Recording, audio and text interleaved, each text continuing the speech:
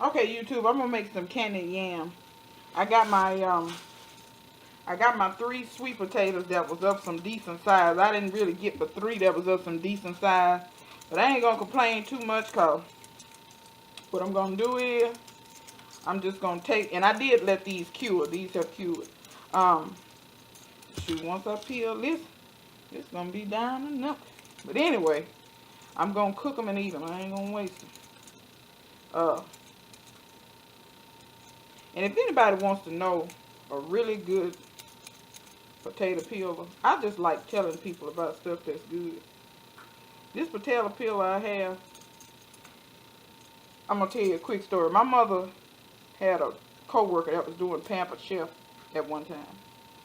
And you know you had a little parties at your house or whatever. I'm gonna cut them dark spots out. Anyway, you had little parties at your house.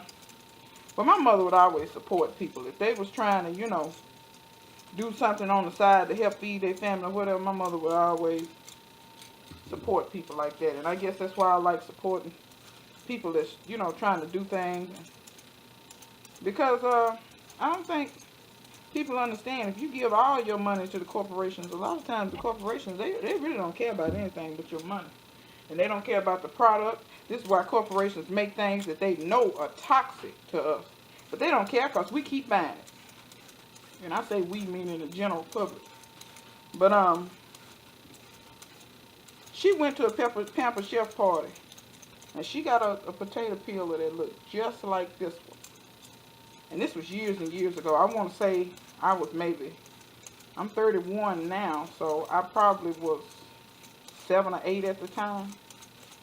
And one of the first things in the kitchen that I did was peel potatoes.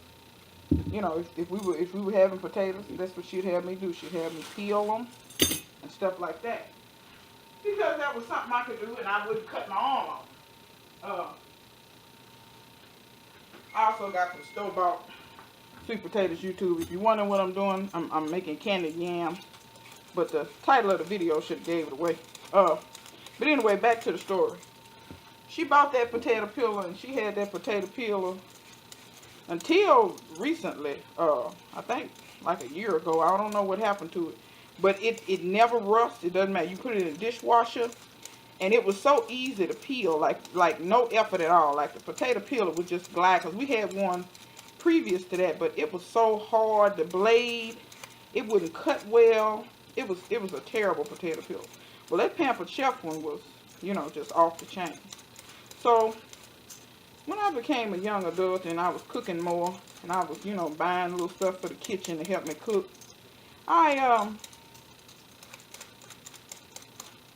said I need a potato peeler, and I wanted one just like hers. Well, I couldn't find a Pampered Chef reps, but when I went on Pampered Chef's website, they had done a redesign, and it wasn't the same one. I'm gonna show you the one that it was that they'd gone to, because I had it. I'm thinking, oh, it's Pampered Chef, it's gonna be the same. This is it here. See, it's got a black handle, and now the blade part looks the same, but it's got a different handle. But when I got this thing, and it is okay, it's not bad, it's okay. You see, it works. But if you notice, I'm having to work. See, I'm doing that, and that ain't getting nothing. Why? I don't know why, but you see how that's caught in there like that? For whatever reason, when you shaving stuff, the stuff, it don't want to get out of the blade. See, and you see how it's tearing the potato up right there? I noticed that immediately when I got that thing. And I said, that ain't the same one. So I went on eBay again, and I looked for the old design, the one that looked just like this. And I couldn't find, well, I found it, but people wanted like $30 and $40 for it. And I was like, oh no, I'm not paying $30 or $40 for a potato peeler. So I did some research, and come to find out, Pampered Chef really doesn't make anything. They take other companies' things and rebrand them as their own and sell them. What I found out was this design vegetable peeler is made by a company called Jonas of Sweden. And when I found that out, I couldn't believe it, because I went on eBay and they got them all day long, $6 free shipping. And I felt like that was a reasonable price. And I went and bought this. And I haven't had a problem with it. See how easy it peels? I mean, no effort at all. And I know you can't tell really how much effort I'm putting into this. But I mean, I'm just hardly even touching it. You just see it, stuff is just peeling off. It just, and it never, this stuff never gets stuck in the blade. The blade won't ever flip. You know, sometimes the blade flips over on you, and you're doing this side down because it's flipped over. This one will never do that. It doesn't go all the way around. That other one does that all the time, and I hate it. So if anybody's looking for a really good vegetable peeler, Jonas of Sweden. Find that on eBay. I think they got them on Amazon too for the same price, $6 or $7.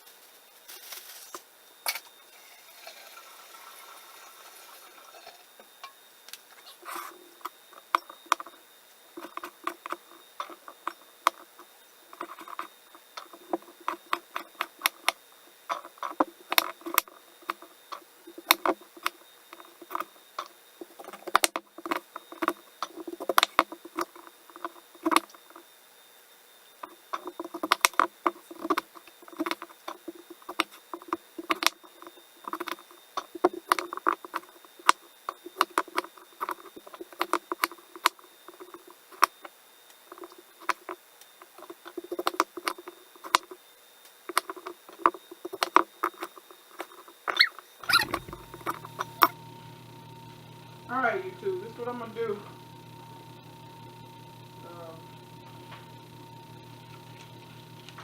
Usually when I make sweet potatoes, if I got any little pieces of butter like that, that's little, I go ahead and throw that in there too. Just to get rid of it, so I won't have, you know, open butter in the refrigerator forever. I mean, it was in the little wrapper, but you get what I'm saying. I don't know why.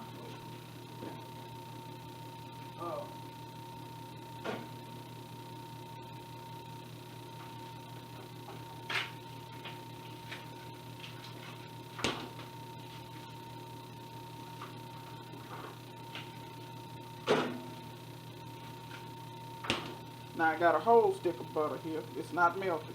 Ooh, let me turn on. I turned the fire on. I got it on medium high.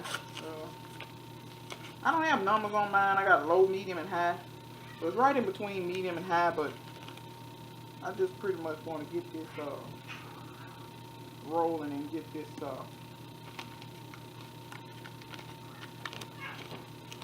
really, cats? Get this going. Now I haven't put any water in it yet.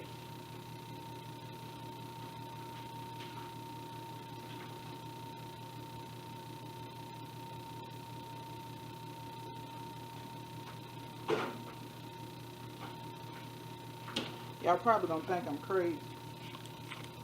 That's a whole stick of butter, right? Well, we're gonna put another one in there. We're gonna put another one in there. I like my sweet potatoes nice and buttery. Boom, 2 sticks of butter. This common Paula bean. Then what we're gonna add is some brown sugar. To me, it don't matter if you use light or dark. I got dark right here. I'm just gonna put that powdered sugar on top of that. Oh, you probably can't see because of my arm. Guess you say, your mama ain't birthed no glass. Move that arm.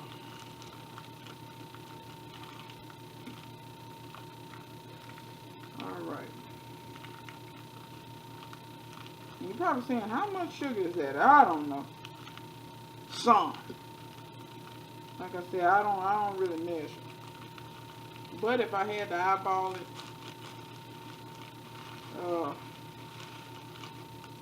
I'd say that right there was probably, it's going to end up being 2 cups. I'm trying to work this last little bit out of this corner. Maybe. No, if I had to pack that down, really, that's probably 1 cup. Because 1 cup will pack brown sugar is, you know, it ends up being quite a bit. Uh, I know you said, but you're still pouring. Yeah. I'm gonna use the rest of this bag. It wasn't much left in there. Um, but as always, when you're cooking stuff, whatever you're cooking, cook it the way you like it, you know. I usually look at stuff and take ideas and inspirations and stuff, and then I cook it the way I want to cook it, you know. Or sometimes I just really like their recipe and I cook it exactly the same. Uh, so that's like a cup of packed brown sugar, 2 sticks of butter, sweet potatoes, and I'm gonna put some water in here. Let me get a cup here.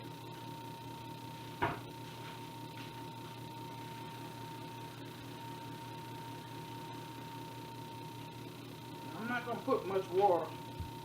This is like one of those wine glasses with no stem on it. And I got it's probably about, I don't know, 8 ounces of water. I ain't gonna put much water. The potatoes got some water in them, and that butter's gonna melt. So,